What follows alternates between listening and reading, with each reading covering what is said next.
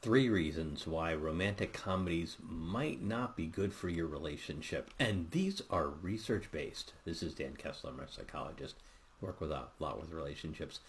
Number 1, romantic comedies give us an idealized perspective on what relationships are like. And quite frankly, our mundane day-to-day relationships just can't live up to them. And the research suggests that people sometimes compare their own relationships, not intentionally, but these wonderful ones we see on the screen, and that can lead to dissatisfaction. Number 2, communication and expectations around communication.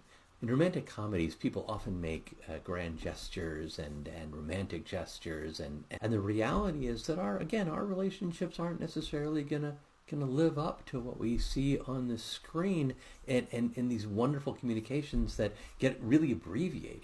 Our conversations and conflicts with our partners might last hours, and on a screen, it's just a couple of minutes, if that. And those resolutions come quickly. And finally, a conflict resolution is the 3rd reason why romantic comedies can interfere with our relationships. They use humor. They use dramatic conflicts. And while that certainly is interesting to watch, the research says that people who watch a lot of these romantic comedies end up with a different view of how conflicts will be resolved, and that can lead to problems in relationships. Now, that doesn't mean you shouldn't watch romantic comedies, and I'll admit my wife and I watch them, but it's important to recognize that we're just never going to live up.